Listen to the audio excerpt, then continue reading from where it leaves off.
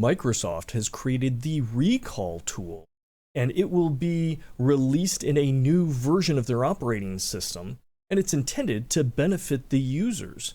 It essentially takes screenshots of what the user is doing over a period of time so that the user can dial that back and see what they were doing or recall what they were working on. But the problem is, it probably has more value to attackers, data brokers, digital extortionists, and others who would use that information to the detriment of the user. In fact, the privacy concerns on this is off the chart. And unfortunately, the security controls protecting recall, well, they're really not doing the job. Security researcher Alexander Hagenaw created a tool that showed how those screenshots that recall gathers can be exploited and exposed. Now, Microsoft's been informed of this, and their response is, well, to defend the design, saying that an attacker would need to at least have user permissions and physical access to be able to get to that data. Now, the former is probably true in regards to user permissions, which aren't that high on the system, but the latter probably can be worked around by the attackers. So the real issue is the fact that if an attacker does get a foothold on the device, which means it's logged in from that user, they would be able to access all this potentially valuable data. And at the very least, what needs to happen is there needs to be better security. There needs to be some kind of secondary authentication that should be implemented around accessing that data.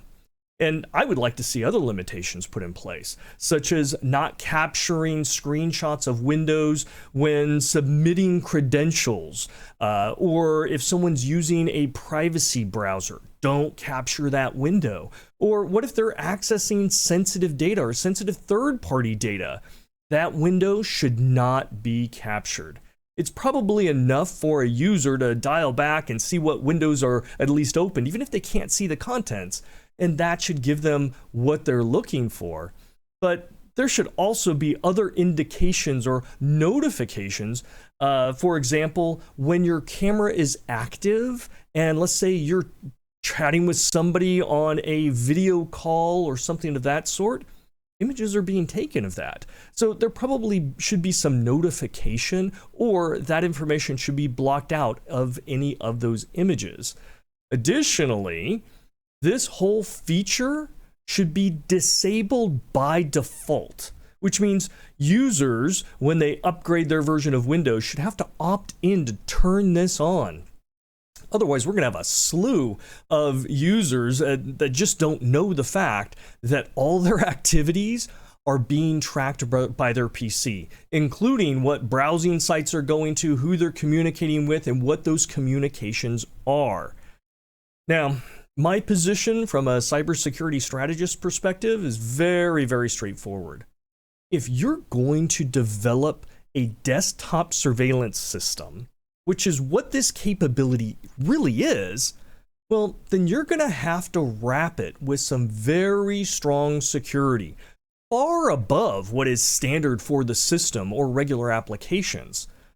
Such a tool can be powerful. It can be catastrophic in the hands of cybercriminals or any type of malicious hacker, data harvesters, and even insiders. So Microsoft, before you cut this loose and release it into your operating system, I think you need to go back to the drawing board. I think you need to bring in security architects and security knowledgeable people. I'm not talking about engineers who know how to code securely. I'm talking about seasoned veterans that understand the security industry in battling against intelligent adversaries. Bring those people on the team. Have them take a look. And you better have privacy people taking a look at what's being captured and what controls are there and what notifications the end users are having, and third parties who the system may be drawing in, like on a video conference call, how they're going to get notified that, yes, they're also being captured without potentially their inputs. So please, before you release it, go back to the drawing board, get the right people involved, get the right security, privacy, and ethical controls in place so that this tool can actually be beneficial and greatly minimize the risk of misuse or abuse. If you like this kind of content, please subscribe and you'll hear more.